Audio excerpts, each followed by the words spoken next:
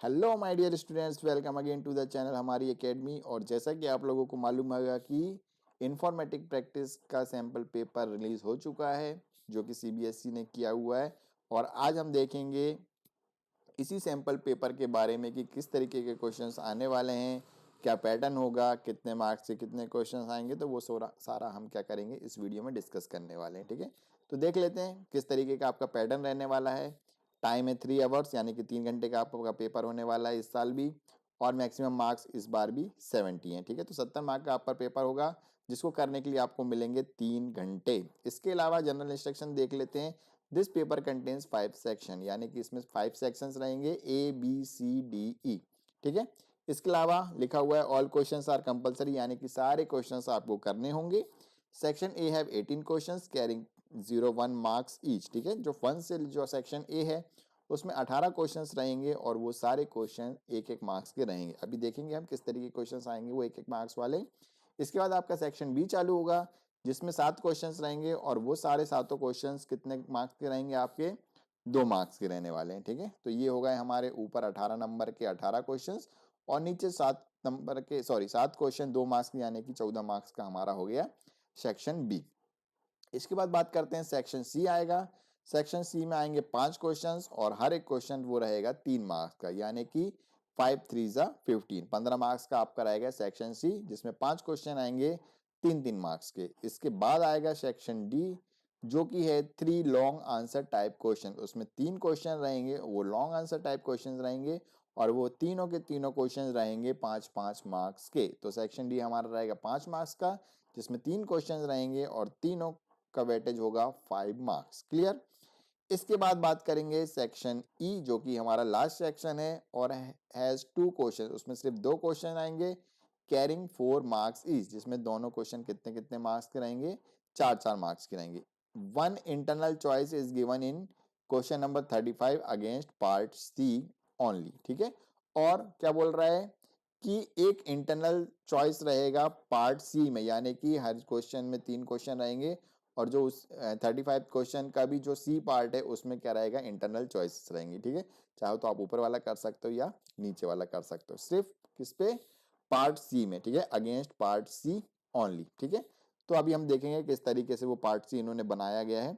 और लास्ट सबसे इंपॉर्टेंट है, all programming questions to be answered in Python language only. ठीक है, यदि कोई भी कोडिंग वाला क्वेश्चन आता है या प्रोग्राम बनाने को आता है तो आपको सिर्फ और सिर्फ पाइथन लैंग्वेज का यूज करना है। साफ लिखा हुआ है, यदि आपको जावा आती है, पीएचपी आती है, ठीक है, और कोई सी भी लैंग्वेज आती है तो आप उसमें आंसर नहीं दे सकते। ठीक है, वो गलत कर दिया जाएगा। तो आपको कौन सी लैंग्वेज में देना है, सिर्फ और सिर्फ पाइथन लैंग्वेज का यूज करके आपको इसका आंसर देना है। तो फटाक से देख लेते हैं किस तरीके के क्वेश्चन आने वाले हैं। एक जनरल ओवरव्यू देख लेते हैं, सारे क्वेश्चन तो हम नहीं देखेंगे। तो पहला लिखा है television cable network is an example of. Television cable network किसका एग्जांपल है, लैन, वैन, मैन या इंटरनेट। तो इसमें से आप सिंपली एक आंसर चूज करेंगे और उसको आपकी कॉपी में लिख देंगे ABCD या 1 2 3 4 what ever is the answer. तो ये किस तरीके के क्वेश्चन हो गए हमारे, MCQ टाइप के। ठीक है, तो MCQ टाइप के क्वेश्चन कुछ इस तरीके से होने वाले हैं। इसके अलावा which type of null will considered by SQL while executing the following statement।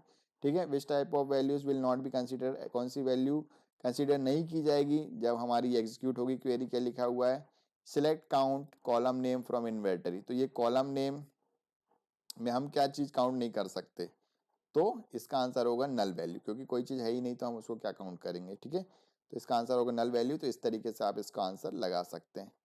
Same यहाँ पे क्या हुआ है, एक डेटा सेट दिया गया है, उसमें कुछ वैल्यूज है। What will be the output after the execution of the following given query. ठीक है, यदि ये क्वेरी एग्जीक्यूट होती है तो इसका आउटपुट क्या होगा। तो इससे हमें क्या समझ में आया कि ये एसक्यूएल क्वेरी से रिलेटेड क्वेश्चन भी 1 मार्क्स वाले में आ सकता है कि कुछ डेटा दिया रहेगा और एक एग्जीक्यूट कर दी जाएगी क्वेरी, तो हमें उसका आउटपुट बताना होगा। तो ये भी 1 मार्क्स के क्वेश्चन में आ सकता है। ठीक है, तो इसका आंसर होगा 20500। ठीक है, अभी हम इसको पूरा डिटेल में पढ़ेंगे, उसका सॉल्यूशन भी देखेंगे क्या किस तरीके से आया। मैं इसकी डिटेल वीडियो बनाऊंगा, जैसा कि मैं हर बार बनाता हूँ, एक 1 शॉट बनाता हूँ जिसमें मैं सारे क्वेश्चन को एक ही वीडियो में कवर करने की कोशिश करता हूँ। ठीक है, तो देखेंगे आगे। ओ इन फॉस स्टैंड फॉर। ठीक है, यदि फॉस है तो उसमें ओ किस लिए स्टैंड करता है, हमें मालूम है, फ्री ओपन सोर्स सॉफ्टवेयर होते हैं हमारे फॉस का फुल फॉर्म। तो इसका मतलब क्या होगा हमारा, ओ, ठीक है, यानी कि open, free open source software, ठीक है। फॉस का फुल फॉर्म क्या है, फ्री ओपन सोर्स सॉफ्टवेयर, तो इसमें ओ का मतलब क्या होता है, ओपन। तो इस तरीके के कुछ क्वेश्चन है, ठीक है। तो ये हमारे एक एक मार्क्स में इस तरीके के क्वेश्चन आने वाले हैं, ठीक है। तो ये हमारे सब ऑप्शंस इस तरीके के क्वेश्चन हैं, तो एक एक मार्क्स में हमारे एमसीक्यू। इसके बाद 17-18 तक, 17-18 में एक चीज जो इम्पोर्टेंट इस साल आई है, पहले भी आती थी, ठीक है, क्या आती है, एजर्सन एंड रीजनिंग, ठीक है। कौन सा है, एजर्सन एंड रीजनिंग। इसका आंसर आपको क्या देना है, देखो एजर्सन दिया रहेगा और एक रीजनिंग दिया रहेगा, ठीक है। क्या लिखा हुआ है, जिसमें क्या हो सकता है, both A and R true, यानी कि जो एजर्सन है वो भी ट्रू होगा या फिर जो रीजनिंग है वो भी ट्रू होगा, ठीक है, दोनों ही ट्रू होंगे। तो उसके लिए आपने क्या लगाना है, ऑप्शन ए, ठीक है, बोथ आर ट्रू। इसके अलावा both A and R true but R is not the correct explanation for A, ठीक है। या फिर ऐसा गिवन होगा कि जो ए और आर ट्रू है लेकिन जो रीजन है वो उसका गलत है, ठीक है। जैसे कि दोनों ही सही है और रीजन भी सही है, तो आपको कौन सा लगाना है, ऑप्शन ए लगाना है। और लेकिन एजर्सन और रीजनिंग दोनों ही सही है लेकिन जो रीजन गिवन है वो सही नहीं है, ठीक है, ए के लिए, तो आपको क्या लगाना है, ये बी वाला ऑप्शन। इसके अलावा A is true but R is false, यदि ए ट्रू है एजर्सन और रीजनिंग गलत है तो आप क्या लगाओगे, थर्ड वाला। और फोर्थ वाला A is false and B is true, तो आप क्या लगाओगे, फोर्थ वाला, ठीक है। तो इस तरीके का कुछ आपको एजर्सन और रीजनिंग वाले क्वेश्चंस मिलेंगे। इनको किस तरीके से करते हैं वो भी हम देखेंगे हमारे, जब हम डिटेल एक्सप्लेनेशन आपको बताएंगे वीडियो का तब देखेंगे, ठीक है। अभी आपको बता भी दिया तो आपको एजर्सन ही नहीं पता है क्या लिखा हुआ है, रीजनिंग में क्या लिखा है वो पता है, तो आपको समझने में वैसे ही ऑलरेडी प्रॉब्लम जाने वाली। तो पहले हम चैप्टर पढ़ेंगे, फिर उससे रिलेटेड एजर्सन एंड रीजनिंग वाले क्वेश्चंस करेंगे अलग से वीडियो में एक्सप्लेनेशन के साथ, ठीक है। तो इस तरीके के क्वेश्चन भी आने वाला है, ये सिर्फ ध्यान में रख लेंगे, एजर्सन और रीजनिंग आएंगे।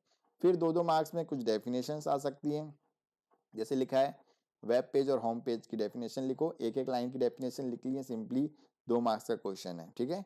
Mention any 4 networking goals, networking के क्या गोल्स होते हैं वो लिखना है हमको, शेयरिंग के लिए, प्राइवेसी के लिए, ठीक है, डेटा को शेयर करने के लिए, रिसोर्सेज को शेयर करने के लिए, ठीक है। तो ये सारी चीज़ें हम उसमें लिखेंगे, सिंपली हेडिंग्स लिखनी है, 2 मार्क्स के क्वेश्चन में आपको 2 लाइन से ज़्यादा नहीं लिखना है, ठीक है।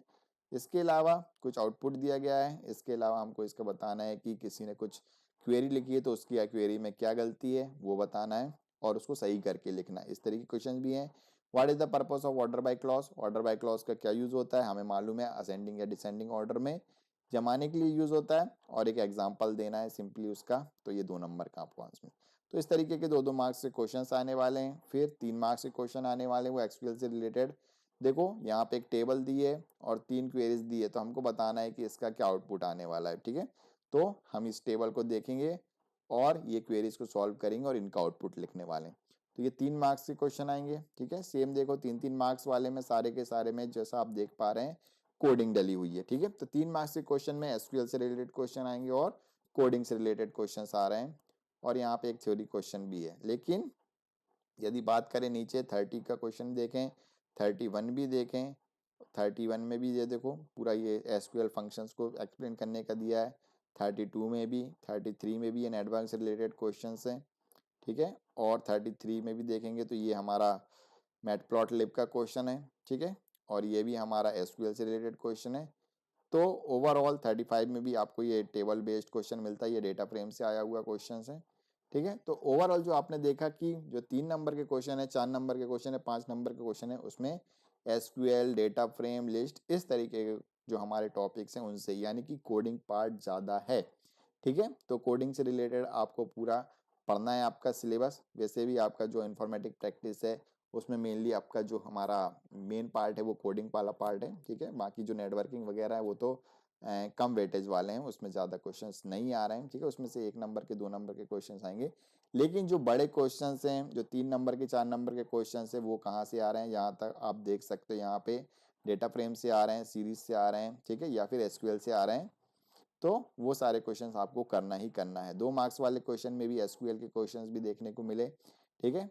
इसके अलावा ये सब में आपको ज़्यादा प्रॉब्लम नहीं आने वाली, 1-1, 2-2 नंबर में। लेकिन इन केस यदि आपको प्रोग्रामिंग नहीं आती, आपकी कोडिंग अच्छी नहीं है, तो आपके बड़े मार्क्स वाले क्वेश्चन गलत होने के ज़्यादा चांसेस होंगे और इससे आपके परसेंटेज डाउन हो सकते हैं, ठीक है। आपके जो आपके नंबर मिलने वाले हैं आईपी में वो क्या मिलेंगे, कम मिलेंगे, ठीक है। तो ध्यान रखें कि आईपी का पेपर कोडिंग बेस्ड ज़्यादा होने वाला है, तो आप अच्छे से प्रैक्टिस करिए डेटा फ्रेम की, डिक्शनरी की, एसक्यूएल की, और क्वेरीज लिखना सीखें, फुल फॉर्म्स लिखना सीखें, फंक्शंस देखें कौन सा फंक्शन क्या करता है, और उस हिसाब से आप आगे की तैयारी करें, ठीक है। तो आज की वीडियो में इतना ही, हमको बस पेपर को देखना था किस तरीके का पैटर्न है, वो हमने देख लिया है।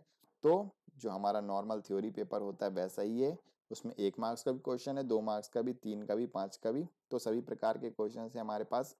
और इसके अलावा हमने क्या देखा कि जो क्वेश्चंस हैं वो हमको सिर्फ पाइथन लैंग्वेज में ही आंसर देना है, और 70 मार्क का पेपर होगा और 3 घंटे हमको मिलने वाले। और इसके अलावा असर्शन और रीजनिंग का भी एक क्वेश्चन है उसमें, ठीक है, ज़्यादा वेटेज तो नहीं था उसका, लेकिन एजर्सन और रीजनिंग वाला पेपर क्वेश्चन भी है उसमें, तो एजर्सन और रीजनिंग भी हमको करना है, ठीक है। तो उसको हम समझेंगे किस तरीके से करना है, क्या होता है एजर्सन, क्या होता है रीजनिंग, और किस तरीके से उसके आंसर देना है। तो ये था आज का वीडियो, होप आपको वीडियो पसंद आया होगा। तो वीडियो पसंद आया तो वीडियो को जरूर लाइक करना, और चैनल सब्सक्राइब नहीं किया तो चैनल सब्सक्राइब कर लेना। और कुछ भी क्वेश्चंस हैं आपको तो आप कमेंट को सेक्शन में जाके पूछ सकते हैं, और पुराने सैम्पल पेपर्स भी आपको देखना है तो आप चैनल पे जाके देख सकते हैं। मैंने पिछले 2 साल के ऑलरेडी अपलोड कर रखे हैं, ठीक है। इससे पहले के भी जितने भी सैम्पल पेपर्स आए हुए हैं वो सारे सॉल्व इस चैनल पर डले हुए हैं, ठीक है। तो अभी तक चैनल सब्सक्राइब नहीं किया तो चैनल को सब्सक्राइब कर लें, और मिलते हैं नेक्स्ट वीडियो में। नेक्स्ट वीडियो तक के लिए good bye and take care.